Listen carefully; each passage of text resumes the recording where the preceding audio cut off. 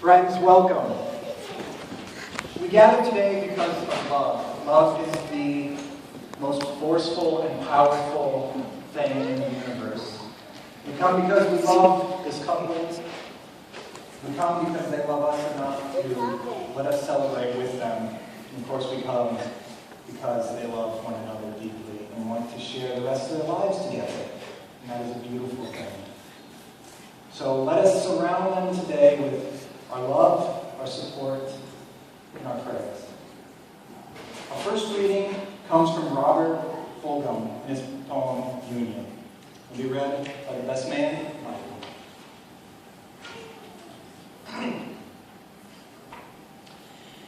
You have known each other from the first glance of acquaintance to this point of commitment. At some point, you decided to marry, and from that moment of yes to this moment of yes, indeed, you've been making promises and agreements in an informal way.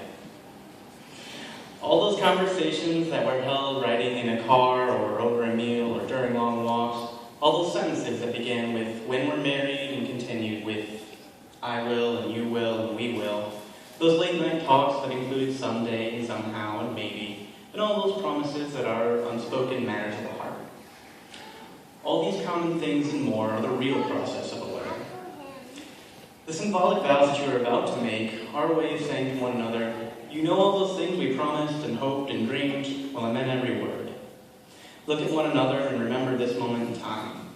Before this moment, you have been many things to each other. Acquaintance, friends, companion, lover, dancing partner, even teacher, for you've learned much from one another in the last few years. Now you shall say a few words that take you across the threshold of life, and things will never be quite the same between you. For after these vows, you shall say to the world, this is my husband, this is my wife.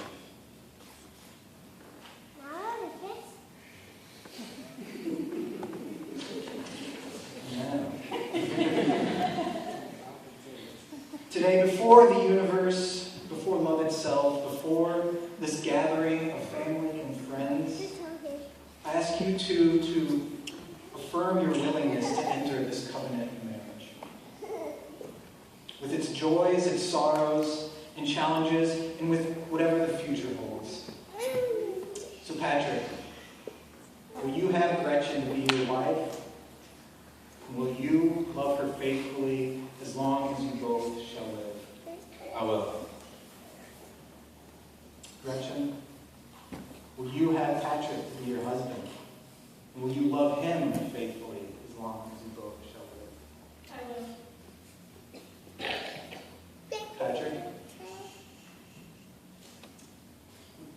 will you take Gretchen to be your wife? Will you love and respect her as your equal? Will you not only be her husband, but a helper, a friend, a guide, so that she will be able to meet life's joys and tribulations knowing that you stand by her side?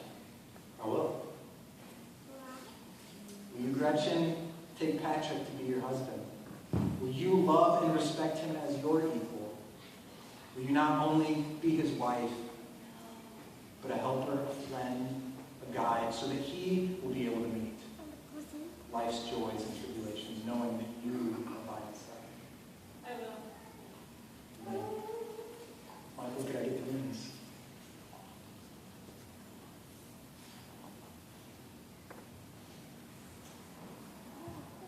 Will you take the ring?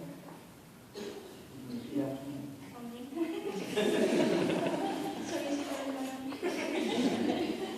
You repeat after me. Patrick, I love you, Patrick, I love you. and I give you this ring as a sign of my love and faithfulness. And I give you this ring as a sign of my love and faithfulness.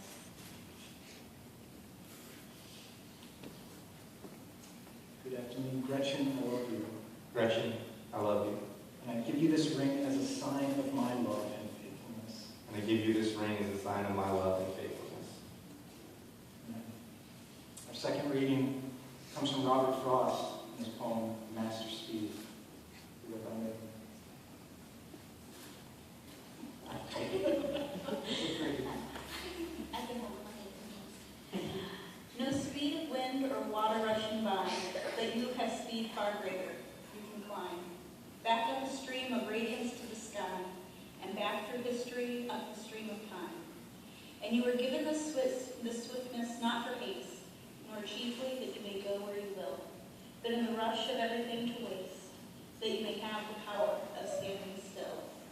Off any still or moving thing, you say. Two such as you, with such a master's speed, cannot be parted nor be swept away. From one another, once you are agreed, that life is only life forevermore, together wing to wing, and on.